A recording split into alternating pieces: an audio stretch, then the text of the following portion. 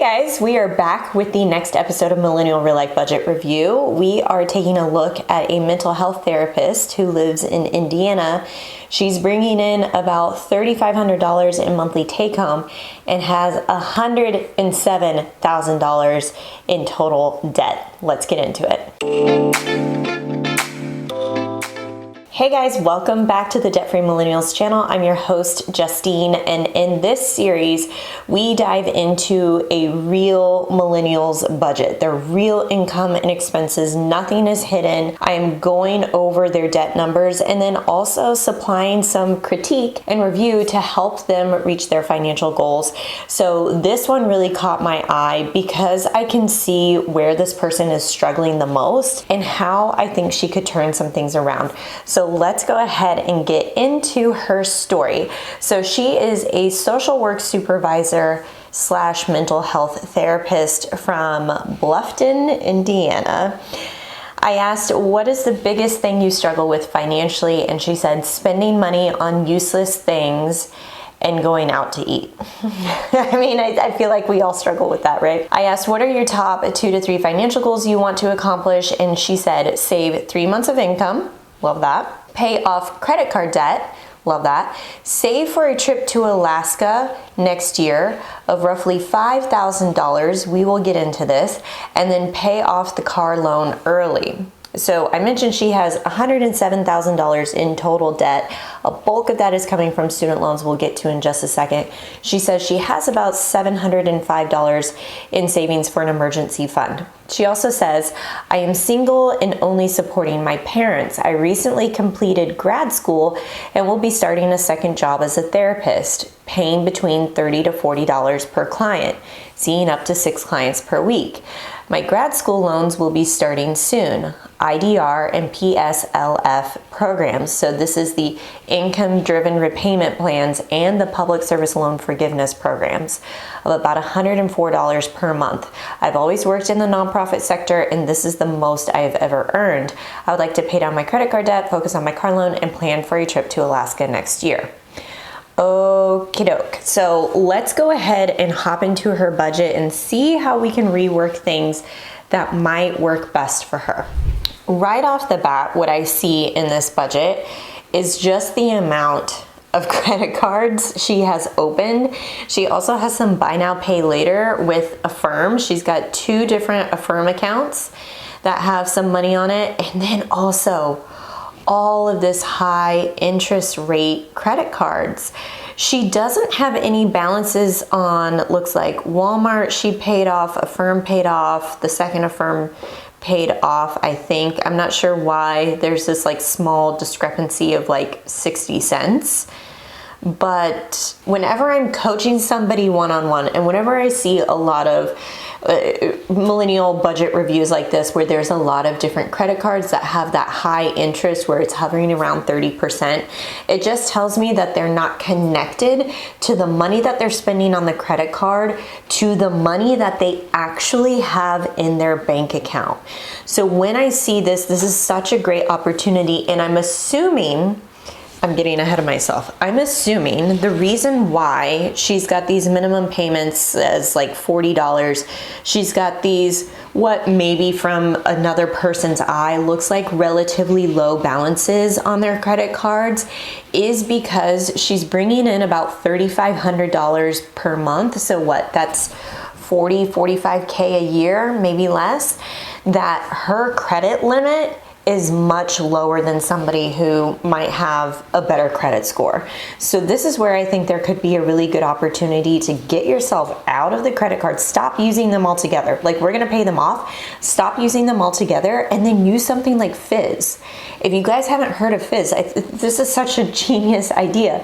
It's a debit card that builds up your credit without having you go into debt. There is no interest rate. Your credit limit on this card is based off of what's actually in your checking account. Because it's a debit card, it's connected to your checking account. Then you can ensure that you have no overdue bills when you set it up with daily auto pay, not getting charged those interests or fees, and you can actually earn good rewards for your spending, for good spending habits, and you can track that credit score. If you guys are interested in Fizz and what that all is, you can use my link below. There's a $10 sign up bonus. It's mainly geared towards, they've advertised it for college students, but honestly, this is such a good one for those who struggle with that connection or that disconnect with credit cards and what they actually have in their bank account. So that's the first suggestion that I would make for you, is stop using Chase, Capital One, Citi, Walmart, all these buy now, pay later. If you literally don't have the cash for this, then we cannot afford it. And let's start training our brains to use credit cards responsibly and build up our credit score with something like a Fizz debit card. Okay, so that's the first thing. Also, question mark on the car loan interest rate. This was something that she said she wanted to pay off. She wanted to pay off early, but we can't really know how much extra time that we can gain back by paying it off early if we don't know the interest rate. So that's something you absolutely need to figure out immediately. Look from your car lender, your servicer, and figure out what that is. I do see some money left over, the $247 from your budget, so that's looking really good. She did mention the income-driven repayment plan and PSLF for the federal student loans. That's the bulk of that $107,000. And so because she's on PSLF, she can, after 120 qualifying payments on PSLF, get the rest of that loan amount forgiven. I'm not sure how many years into it she is in with PSLF. That's something that you need to think about. And if you're like okay with this $104 monthly payment for the next 10 years, I go back and forth. I used to say hell no to the PSLF programs because it was just awful. The approval, even to get accepted into this program, had like an approval rating of like less than 1% of applicants actually got approved. The Biden-Harris administration completely revamped that, which I was so happy to see. So you can actually get into PSLF. It's simplified. The restructuring of it is really good. So now I'm kind of like, actually, knowing your income level, I think PSLF could be a good deal for you. I can't believe your mortgage is only $585 a month. What? When did you buy your house? She said Bluffton, Indiana. I know nothing. Let's look this up. What is the population of Bluffton, Indiana? Ah, that's why. 10,379 people. That's probably why. I'm sure cost of living there is super cheap. Okay, so let's take a look. Even though your mortgage is really, really low, your cell phone, $171 is way too high. You know I was going to be harping on that. If you've been following this series, you know anything that's over $30 a month for your cell phone bill is just way too dang high. I'm assuming she has a device payment plan on here where you pay monthly to own your device outright. It's a way that cell phone carriers lock you in to these more expensive data plans. I'm also assuming that she might have data protection on there. If we can get your emergency fund built up to 3 months of basic living expenses, then you won't need device protection. Your device protection comes from your emergency fund. If you're paying $20 a month for device protection, that's $240 in the year you're never getting back. Whereas I could put that $240 a year into my high yield savings account earning more than 4%. I get to keep that money plus interest, plus if anything happens to my phone, I have the cash in my emergency fund to pay for a new one, and I own it outright, and I get to pick a cheaper cell phone plan such as with Mint Mobile and get that for $30 a month for unlimited. That's a no-brainer. That's another change I would make here. Internet looks good, utilities, all this stuff looks good. $88 for car insurance. You could probably check your coverage and also adjusting your deductible after you fill up that emergency fund. And then toiletries, pets, groceries, doggy daycare, medication, that all looks relatively normal. $400 on restaurants by yourself?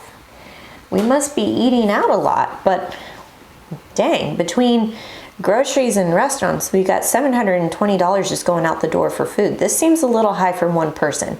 2 people, yes. One person, I start questioning how many times a week you're going out to eat. If it's like 4, 5, 6, 7 times a week, we've got to talk about that. And it could be little things that are adding up. Gas station stops where you're getting snacks and drinks. Starbucks, maybe you are running out and grabbing Chipotle or Wendy's or just fast food in the middle of your work week. That is something that we could absolutely address to help put even more money towards things like your emergency fund. So you had $328 go to the emergency fund this month. Love to see that. What I'm going to do here is I am going to take just a sum of your fixed expenses here. All right, so we got $1,600 in basic living needs. This is what you need in order to survive and pay your bills and have food on the table and your pets are taken care of. I'd almost factor out doggy daycare, because if you were truly to lose your job, that would not be a thing, right? So let's take a look at what 3 months would be for you. And actually, I'm gonna just take out $135. Okay. All right, so a 3-month starter emergency fund for you is roughly equal to $4,400. That is what I would start. And actually, you're not starting from zero, because you did say you had $700, $720. So if I did $4,460 minus $720, we need $3,740 more. So this is kind of like goal 1 is $4,460, or let's just round numbers, maybe it's $4,500 in emergency fund. That's goal number 1. So 4,500 minus the 720, 3,780 is what we need. And if you're contributing the 328, let me just write down 3,780 divided by 328. It's gonna take you just less than a year, but I think we can actually work with this net. You actually made a little bit more money, assuming that you had maybe more clients this month. You had a net of $400. So I didn't even have to change the restaurant budget or any of this other stuff, although I would if you want to accelerate this. If you want to add, maybe let's call it an extra, well, let's just work with what the plan, right? Let's do this equals plus, and I'll give you a little bit of buffer, 225. If we could do 553, so that's 3,780 divided by 553. Now we've got it funded in less than 7 months. And I think you could honestly, with these little changes here, you could easily get this funded, the emergency fund, done in like, I would love for you to be done with it in 3 to 4 months, and then we can get started on your debt-free plan. So you mentioned saving 3 months of income, but honestly, we're not saving 3 months of income, we're saving 3 months of basic living expenses. So that's the first goal that we can knock out, and I'm hoping with these little changes that you can make to your budget, you can do it in 3 to 4 months. So that's taken care of. The next thing is we want to make sure that we've got all of our debts squared away. So I went ahead and put this together for you using vertex42.com's debt reduction calculator. I love this thing. You guys might know I debut it all the time. And I went ahead and put in everything. I did not know your car loan interest rate. I just said 5%. It could be more, it could be less. Adjust it as needed. Also, the student loans were highlighted in red, mainly because the calculator was flagging me, hey, this payment is too low to not even cover the interest. So we got to make sure that you're doing that. Knowing that you're on IDR and you're on PSLF, we can just ignore that for now. And then just say, like, this federal student loan will be done null and void in 10 years. And I'm not sure about this guy. So you'd have to let me know, is this a private student loan? Because that's also showing that you're not going to be paying it off until 2029, so 5 years from now. That's not terrible, but we're also going off of just the minimums. Once you get your emergency fund built up, then we can move that extra $500 over into your debt payoff plan. So now we're looking at $1,100 going total into all of your debts. And if we were focused on snowball method, paying the debt with the smallest outstanding balance, that means we have Capital One paid off in 1 month, Citi Card paid off 2 months later, Chase paid off in 4 months. Like, it's really going to feel amazing to get these credit cards off your back in 4 months time. And then we're tackling the big stuff after that. I know you said you wanted to pay off your car loan early, and maybe you're focused on the car loan over the student loans because you're in those repayment plans.